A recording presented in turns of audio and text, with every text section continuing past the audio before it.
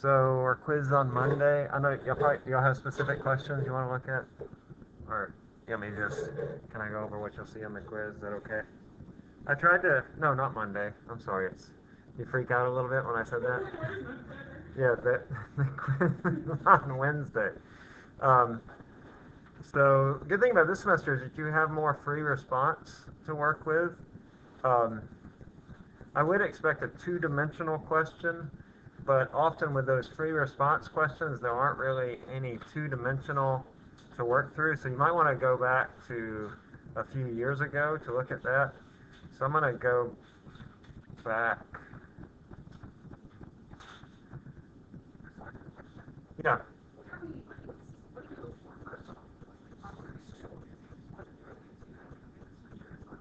Okay, I'll show you. That's a good question. So she asks where to stop. So like for example here,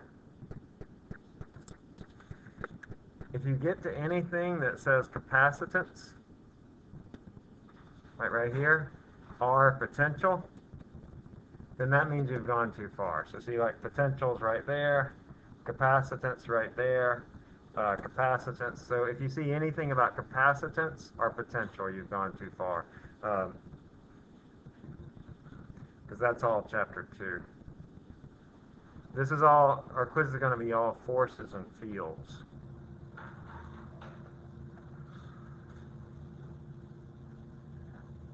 Okay, so I'm going to give you a little bit of stuff that you need, and then we'll work this problem. So remember how we did forces where F equals KQ over R squared? We can also calculate the field. Remember, a field, I just mentioned this, is a force per unit charge, as a force per charge. And we can calculate that field as E equals KQ over R squared. So that's going to be how we calculate the field. We'll derive that on Monday. We're going to do some field problems on Monday. But let's just take this. They're really going to be very similar to the force problems, where we're just adding up two vectors, but we're just calculating the magnitude of those vectors in a way that's new. Instead of calculating the force, we'll calculate the field. So let's look at this problem right here. I have two charges, and I want to know the electric field at point A. So I want to know the electric field right here. The first thing you want to do is draw the vectors. Draw the free body diagram. That is the object with all the forces, or in this case, all the fields that are present in that place, the field vectors. Now, we're going to talk about this on Monday, so this is new to you. You've never heard this. But in order to find the direction of the field, what you do is you imagine that there is a positive charge at that location. And then you ask yourself the question, what is the direction of the force that that positive charge would feel? By the way, y'all, I'm sorry, this is spring 18. I'm trying to keep the quiz questions from within the last 5 or 6 years, FYI. So I can't guarantee, can I guarantee that? I mean, I could, I guess. Past 5 or 6 years, so back to, 15 or so, 2015, 14 maybe. So I draw my free body diagram. This is spring 18. Can you restate the last? Yeah. So in order to find the direction of the electric field, I imagine a positive test charge, and I ask, what is the direction of the force that that positive test charge would feel? So just imagine that there is a charge right there, and what is the direction of the force that it would feel? Well, it would feel a force up and in this direction, and it would feel a force in that direction. If this is Q1, I would call this E1, and I'll call this E2 if this is Q2. Okay? You with me? Okay, now right off I can see that this problem is going to be easier than the one that we did in class today, because I don't have to find any components of vectors. Now I will have to find the resultant vector in the end, but I get to skip one of those steps. You'll see that because they're on axis, all those forces. I'm going to draw my coordinate system. It looks like that. Next, I'm going to calculate E1 and E2.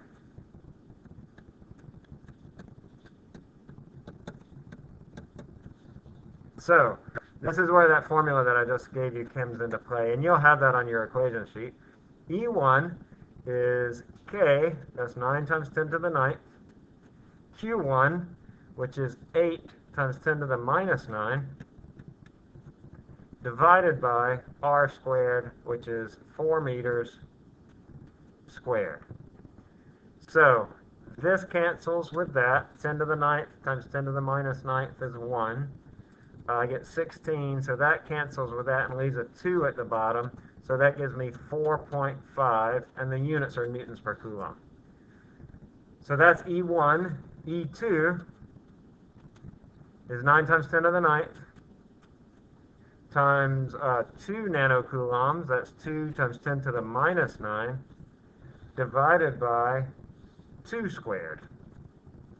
So this cancels with this. Y'all see that? 10 to the 9th, 10 to the minus 9. They're equal to 1. This cancels with one of these, and I'm just left with 2. So that's 9 divided by 2, or 4.5. So this vector has a quantity of 4.5, and this vector has a quantity of 4.5. Okay? Doesn't matter field or force, it's still the same. The only difference from what we did today is this step right here. That instead of saying F equals KQQ over R squared, I'm saying E is KQ over R squared. There is the added complication, I guess, of figuring out what is the direction of the vectors. How do you determine the direction of the vectors? You imagine a positive test charge, a positive charge there. Doesn't matter what the value of it is, it doesn't come into the equation at all. But I imagine this positive charge and ask what is the direction of the force that it feels.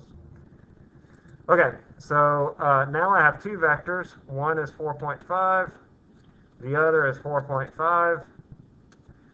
The next question, by the way, asks what is the angle? You should be able to tell me what the angle is. What is it? If I have a 4.5 right there, what is the angle of the resultant vector? 45. Do you always speak that slowly, or is it just? Okay. Yeah, it is 45 because that's an equilateral right triangle. Let's just double check that this is right. It does say above the negative x-axis, which is, this is my negative x, so this angle is 45 degrees. It's an equilateral right triangle. Because these two sides are the same, it's an equilateral 45, 45, 90 triangle. Now, back to number 7, in order to find the magnitude of that force, well, look, I don't even have to do it really. I mean, I can tell you that the answer has to be C, right? Because remember back our vectors, right? The 4.5 and 4.5, the result has to be bigger than 4.5, so it can't be A or E, right? The hypotenuse is always bigger than the two sides. And it can't be bigger or equal to 9, because the maximum of adding those two vectors is when they're in the same line, and that would be 9 units. So it can't be D or D. So I don't even have to do the Pythagorean theorem. I can just tell you right off the answer has to be C. Yeah, shoot.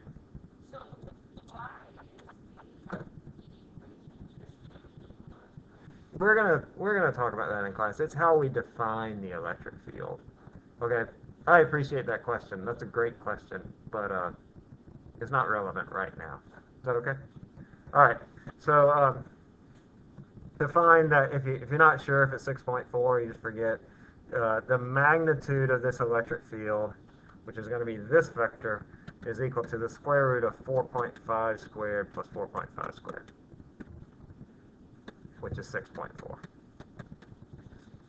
That's in newtons per coulomb.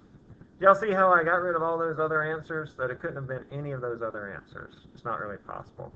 So while I need my calculator to do this, I didn't really need it for all the rest of it because they were pretty simple numbers, nice round numbers. I like doing electric fields for your free response for that reason. It's easier to make the numbers round and regular.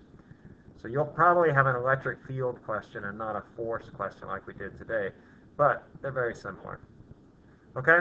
So those are a couple of questions you're very likely you will have on the quiz. I'll give you a charge configuration and ask you what is the electric field, the magnitude, and or the direction. Very similar to what we did today.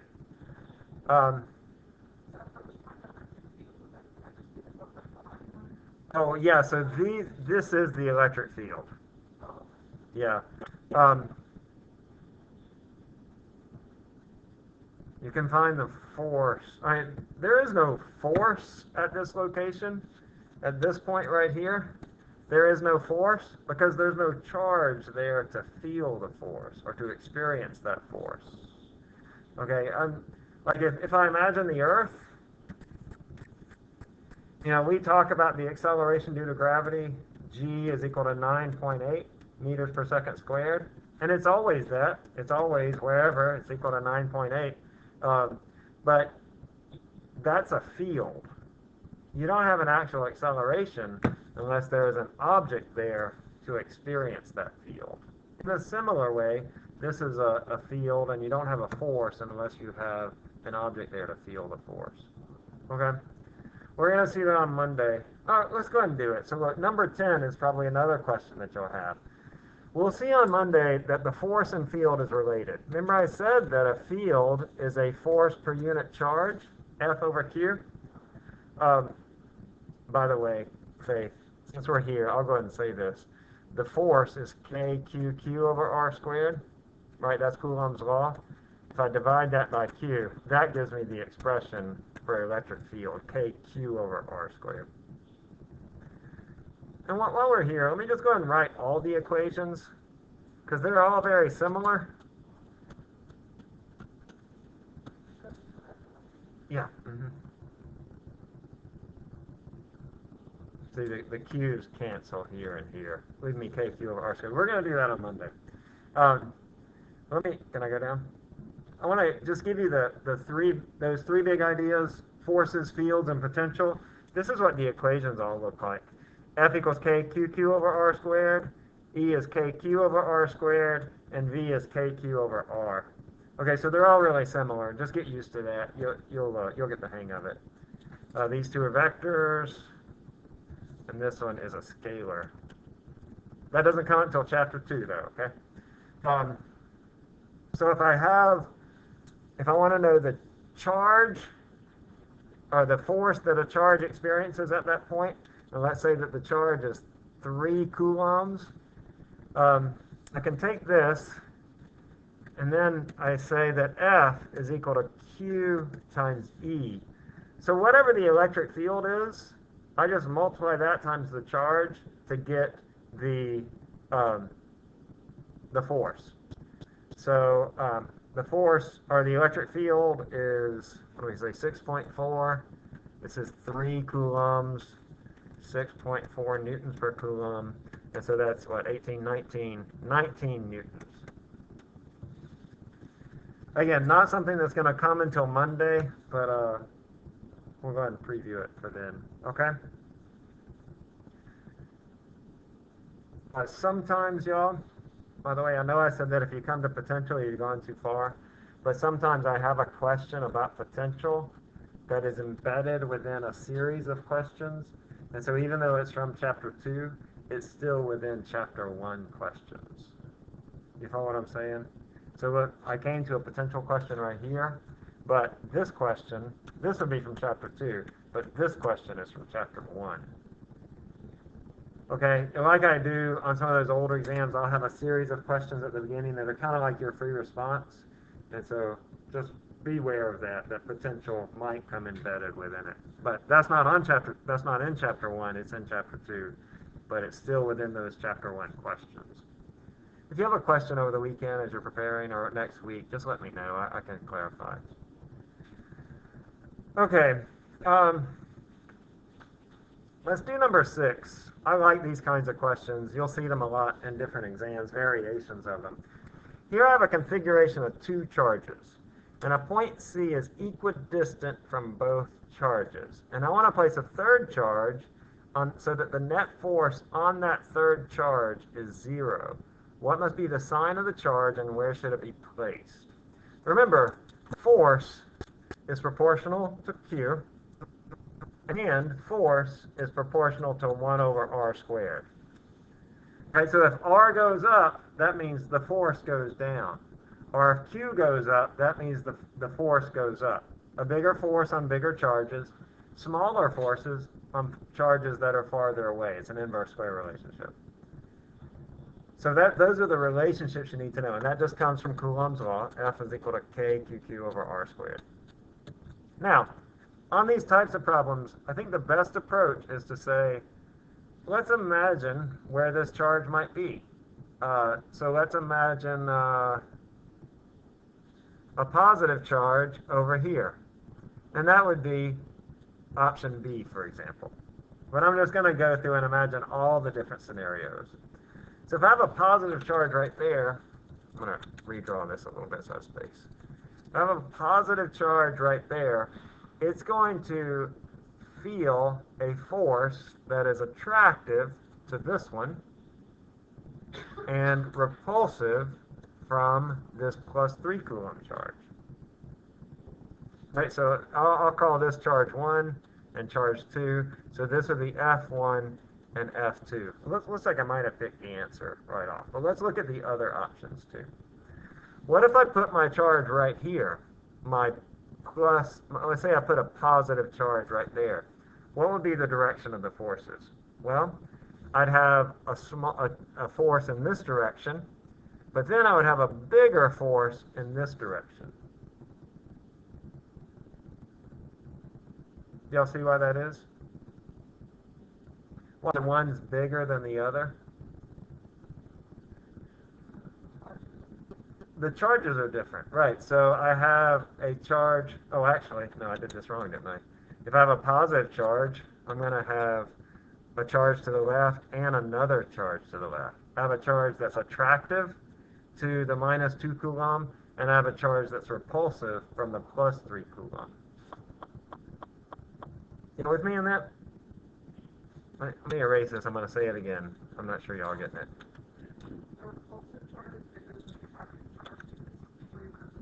Well, it doesn't matter. I'm sorry, I misspoke earlier. But it doesn't matter at this point, because if I put a positive charge here, it feels a repulsive force from this particle. And it feels an attractive force towards this particle. So this combination of forces is never going to be 0. Right, so it turns out that I cannot have a charge in between the two charges and get a 0 force. So I can get rid of D. D is not possible. And E. Because they're going in the same direction. Because in order to get a 0 force, I want one vector in that direction and an equal vector in the opposite direction. Okay? Now let's imagine, say I put a positive charge over here. By the way, on all these, it doesn't matter if it's positive or negative, because if you change it to a negative charge, it's just going to flip the two vectors around. So it doesn't really matter. You can do this with a positive charge or a negative charge, whatever you want, it's fine. So let's say I put a positive charge here. Due to particle 1, that's the one on the left, does it feel an attractive or repulsive force? It's attractive. And it's actually pretty small because I have a small charge and I'm far away from it. And then particle 2 feels a repulsive force. But that's a big force because it's a big charge and it's close to it. So this would be F2, this would be F1. So,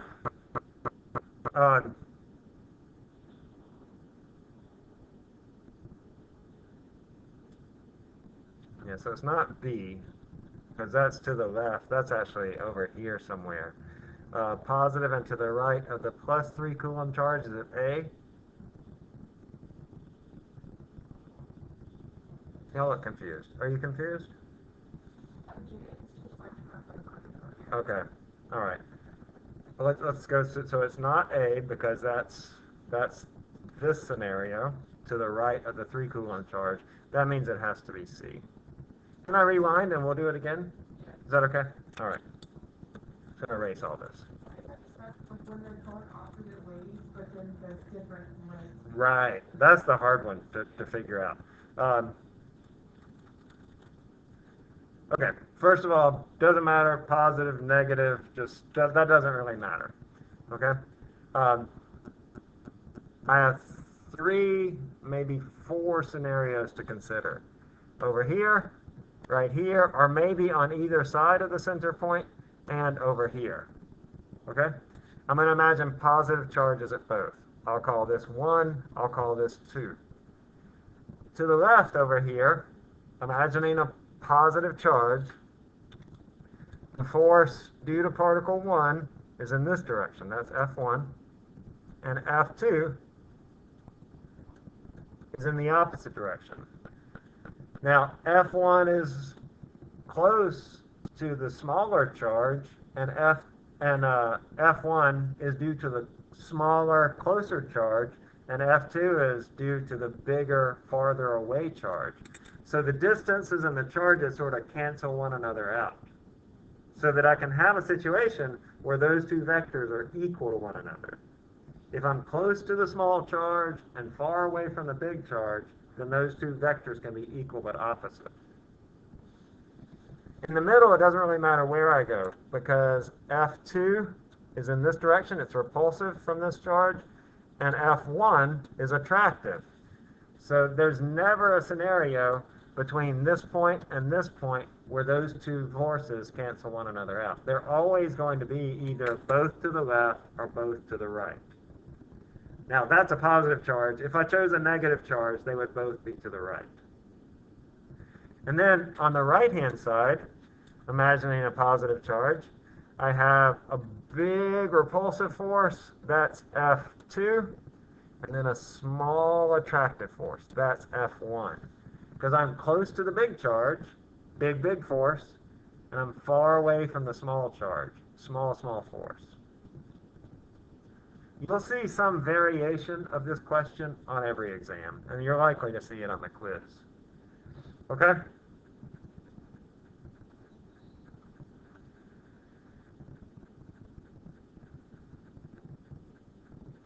Oh, here's another one of those, number 11. Right, this is still spring 18. Good exam. Consider this configuration of charges. At what point is the electric field equal to 0? Now remember, electric field is similar to force, kq over r squared. So electric field is proportional to the charge, and it's inversely proportional to the square of the distance. So I imagine a positive test charge.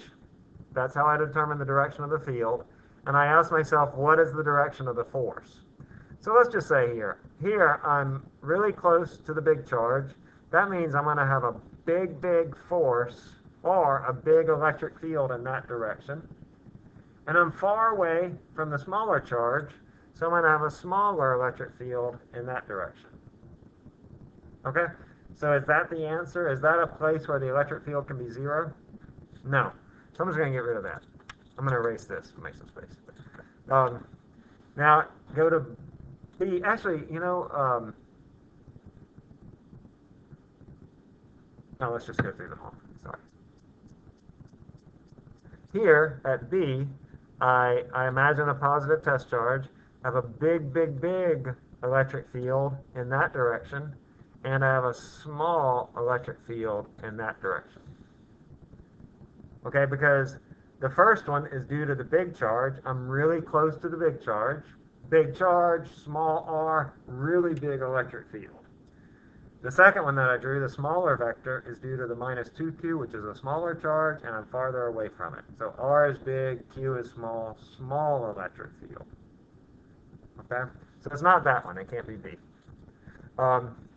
C, I could say it's also not going to be, because I can't be in between the two, because the two vectors will be different sizes. R will be the same for both, but Q will be different, so it can't be C. D, you think D is the right answer? Yeah. All right, so y'all see, sort of beginning to see how this works? Sure. So I'll draw it in green. I'm gonna draw it down here. Well, I'll do it up here. So if I put a positive charge there, I have an attractive field in that direction, but then I have a bigger attractive field in that direction. It's the same distance for both, but Q is bigger for the bigger charge. So the electric field is bigger. But D, let me erase all this. My pencils are nice for my test. But D, I have an attractive field to this one and an attractive field to the other one too. But I'm far away from the minus 4Q charge. I'm close to the minus 2Q charge. So it's possible for those two vectors to be equal but opposite. So D is the right answer. So basically this one and one, and they work like the same. Yeah, they work very similarly. Yeah, exactly. And in general, you want to get farther away from the big charge. So you could jump right in and if you just wanted to try two, you could try this one and try this one. It's probably going to be either D or E, because in general, I want to get far away from the big charge. But then you want to go in and actually draw the vectors and see, oh, okay, let's see which one of these. That won't always let you get the right answer. You're going to have to do something else. Let's draw E, okay, because then you'll see that E can't be possible either. Due to the minus 4Q charge, I have an electric field vector in that direction. And due to the minus 2Q charge, I also have a field vector in that direction. So no matter the distance or the magnitude of the charge, these two vectors will never cancel one another out because they're in the same direction. Follow me? Yeah. Students get those confused, so it might be good to practice those. I don't know if we're going to get to field lines on Monday. We have a bit to get through, so I'm gonna skip that right now. Can we do something with conductors and insulators? Yeah, sure.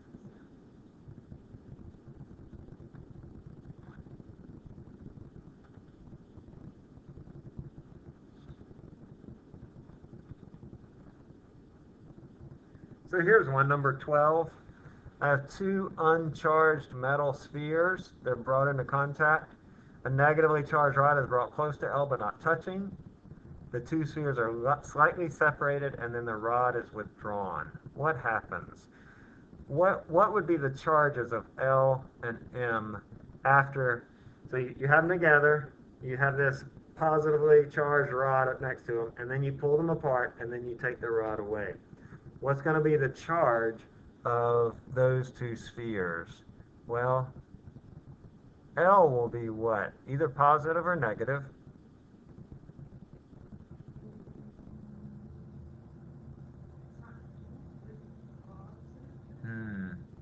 Why do you think positive? You're doubting yourself now, aren't you?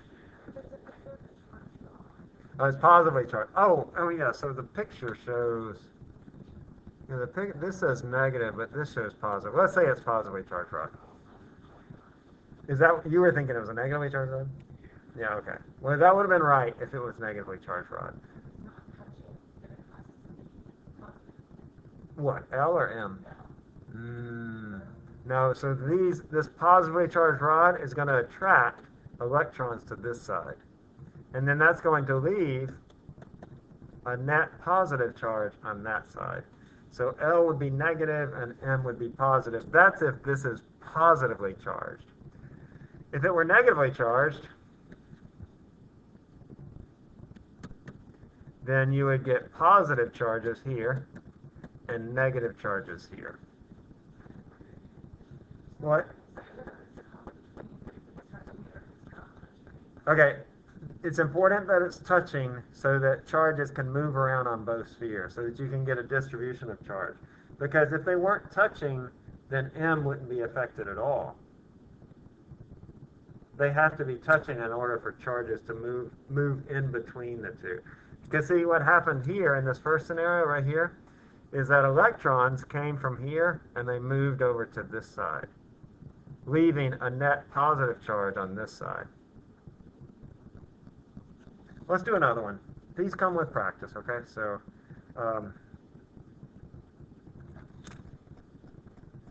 What can you say about these charges? Well, they're repelling, so what?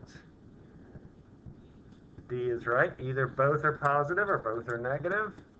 I'm not dismissing your question. I think practice will help. So let's just do some more.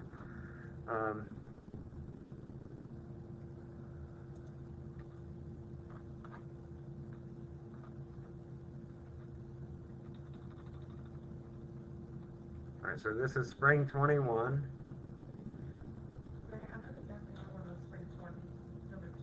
Okay, we'll go to that one then. Number what? Oh yeah, I like this one.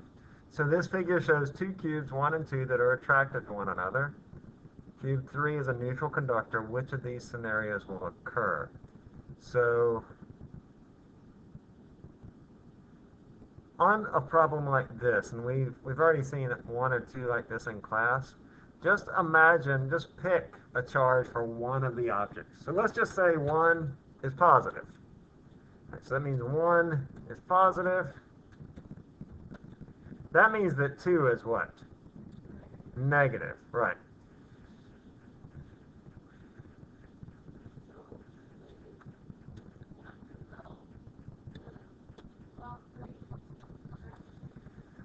Well, if cube number 3 is a neutral conductor, remember we had a problem where we had a negatively charged rod, and then we had a conductor like this, and even though it was neutral, we said that, well, we get a positively charged here and a negative charge here, that we get this induced charge set up on that, so it is attractive.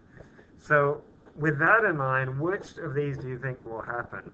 Will 3 be attracted or repelled from the positive or negative object? To everything, right? Anything that's charged, it'll be attracted to. So which is the right answer? C is the right answer. Very good. So it's this one, because I get a separation of charge where this side goes negative, this side goes positive. Here, this side goes positive, and this side goes negative. So it's attracted to that neutral conductor because you get a separation of charge on those conductors. If it was an insulator, and it was neutral, then E would be the right answer because it wouldn't feel any force at all. Now, there is no real true insulator. We talked about that, how you can get a polarization of the molecules in an insulator. But yeah, if it was a perfect insulator that was neutral, then it wouldn't attract to any of them.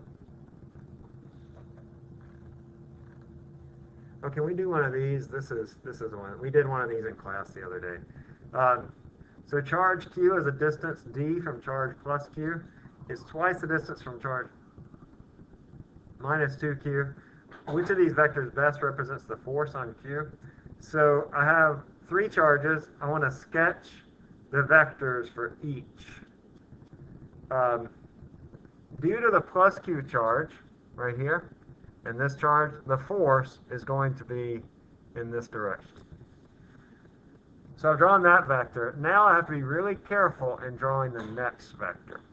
Because notice, I'm going to have an attractive force, right? I know that.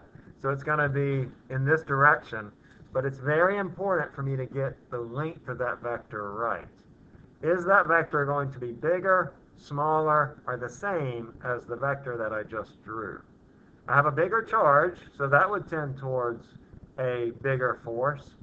But I also have a bigger distance. So remember, F is equal to KQQ over D squared, or R squared. I call it D here, but R squared. What happens when I double the charge and double the distance, which is what I've done with that minus 2Q charge? What happens to the force? Is it bigger or smaller? It's smaller. It's how much is big, do you know? Half is right. Because look, I have a 2 in the numerator and I have a 2 squared in the denominator. So that's the force is 1/2 as big. So to draw this vector correctly, I would draw it like that. Then that tells me that the answer has to be D. Right. because that resultant vector is going to be closer to the bigger vector. If they were equal, those two vectors, the answer would be C. If the second vector I drew was bigger, the answer would be B. Very important, and that's hard to think about the trade-off between the charge and the distance, especially when one of them is a linear relationship and the other is a nonlinear or quadratic relationship. But that's what you're going to have to do. That's the process that you'll need to go through in order to work one of these problems. And there's one on every test, so you'll almost certainly see it on Monday. I like for the quizzes to be a good preview of the exam, so you'll see it on the exam too. Like the electric field hockey with you later practice, like understanding these kind of vectors, because like when we were going through it, I thought things about from the lab. Yeah. I don't know. I mean, that's not what I would choose to do, but I don't really. I think if that helps you, that's fine. Yeah, just fat field hockey is how you get to it. But I mean, for the quiz, like just for the quiz, if I were a student, I would do the brute force method for the quiz, where I sit down and I work through the past 6 years of exams over and over and over again until I know every single one.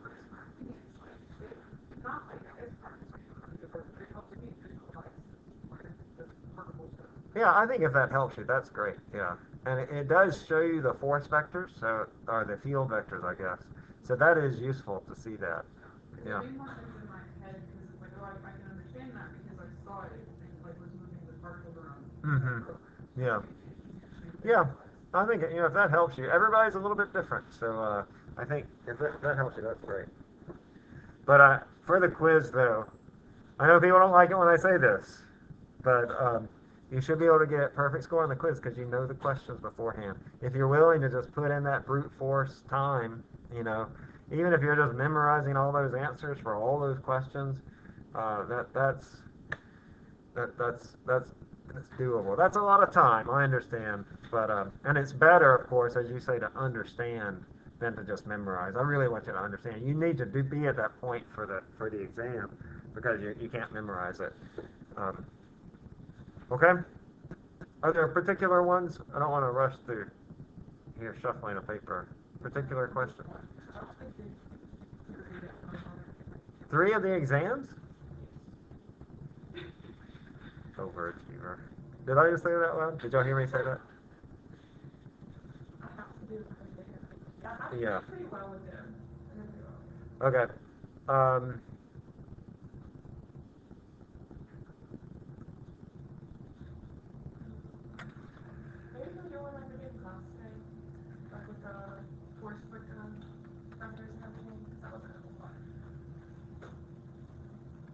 Yeah, let me look.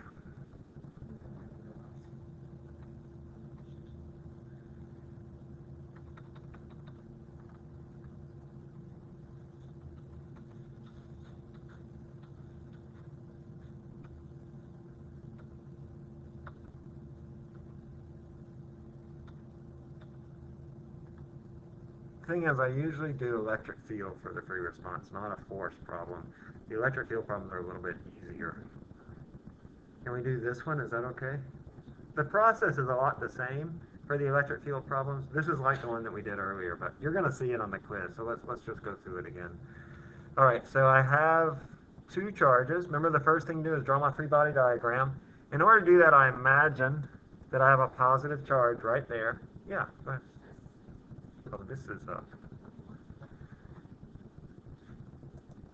20, spring 20. So I imagine a positive charge there, and then I draw my field vectors. So I have one that's in this direction, I'll call that E2. And then I have one that's in this direction, I'll call that E1. That's E2 and E1. Then I'm going to draw my coordinate system. And this angle, this angle, it's a 3, 4, 5 triangle. So this angle is 53 degrees. I did the inverse tan minus 1 of opposite over adjacent, 4 over 3, that's 53.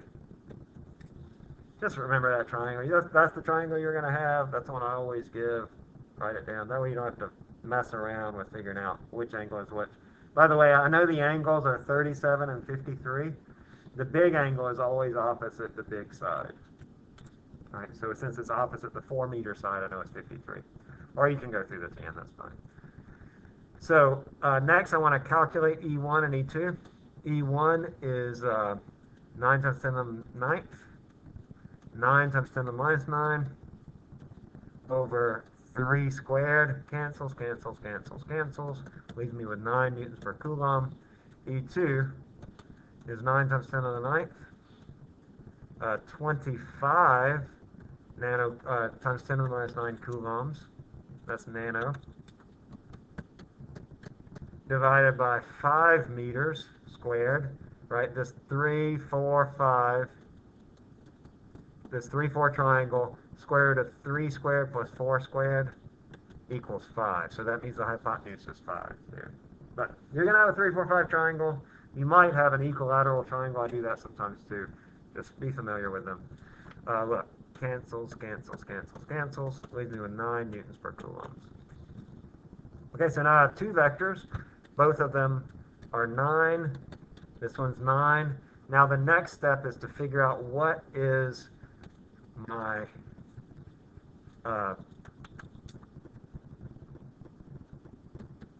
components. E1 is equal to 9. My components then of E2 are going to be 9 sine of 53, that's the y.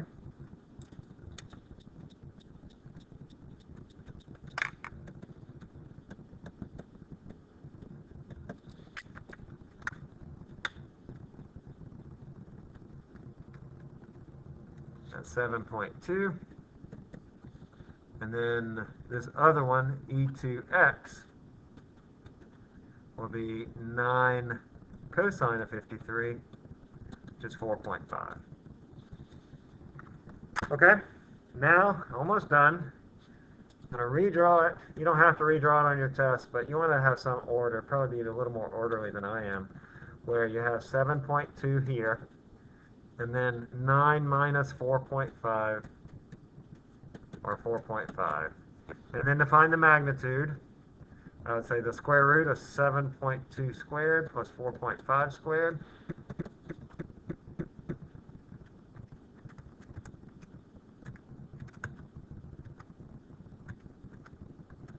We get 8.5. And then to find the angle of this vector, we'll call it theta. Theta is the inverse tan of 7.2 over 4.5. That's opposite over adjacent.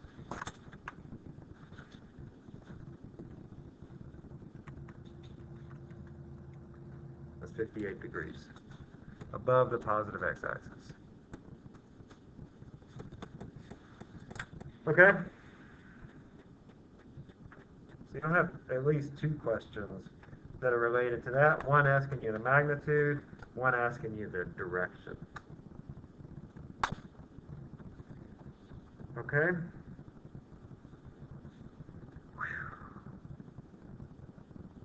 I'm okay stopping there, but if y'all have more questions, I will answer them.